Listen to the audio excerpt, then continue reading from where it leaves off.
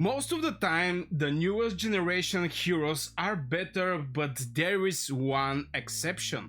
Amadeos are still dominating, even though he's a generation first hero. Now I'm going to talk about generations and how to plan your spending or your general mythical shard, because I think this is maybe the most precious thing you're going to have in this game, basically for boosting your heroes. Of course, there is a gear, there is also widget and etc. But today I'm going to talk about the heroes and generations. Now currently I'm still not in the latest generation, let's say it like this. There is still no new heroes. I have Helga, Jabel and Sao. This is the three legendary heroes that I have now.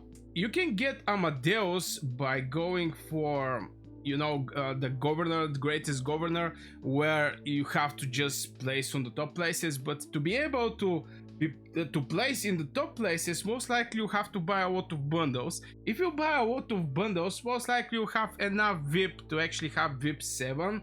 And if you have VIP 7, you can basically buy this hero with couple words. So, you know, if somebody is spending something on the game in the Kingshot, he's for sure going to have Amadeus. Now I'm level 6, VIP level 6, and Amadeus is for the VIP level 7. The moment I actually get level 7, most likely I'm going to get Amadeus. Now this is a meta hero, and here is one suggestion from my side.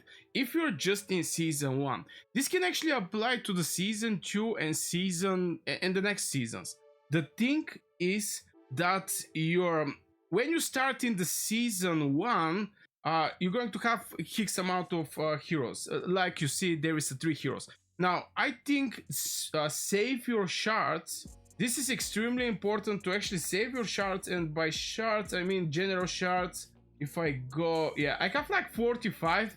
This thing is not that easy to be get, but if you have these shards, just for save them for the next generation. What I'm doing right now, one exception for one event I spent of Jabel. I know this is a free-to-play player hero and you can get a lot of Jabel marks, but it was important for me to spend this mythical general hero shards. But rest of them, I'm saving them, and this is for generation 2 heroes, because this is power creeping in the games. You're presented with X amount of heroes. The next generation heroes most likely is going to outperform your previous generation heroes. Maybe exception is Amadeus, and Amadeus is actually pay to win hero. Okay, it's not actually pay to win if you're free to play and you spend so much time to actually collect resources and somehow you manage to go in the rankings. Maybe it's not, you can still get this hero, even though that I think this is extremely hard thing to actually to be done. But still, Amadeus is meta even in the season 2. There is a couple reasons behind, and if I open the hero that I still don't have, the only one that I don't have, obviously is going to come from his skills and the synergy of Amadeus with rest of the heroes, because you know you have like 5 heroes. You have front lines, that is going to be most likely infantry, behind is going to be cavalry or maybe marksmans.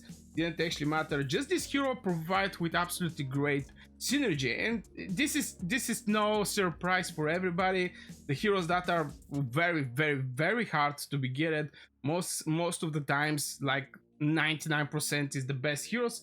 Now he's doing some damage with his spell, cast enemy in the target, upward, blah blah blah.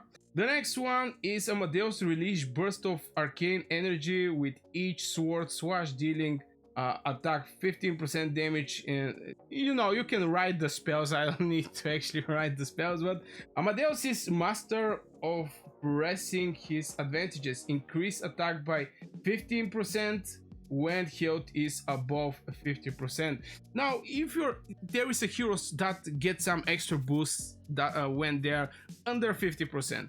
The great thing about Amadeus is when he's above 50%.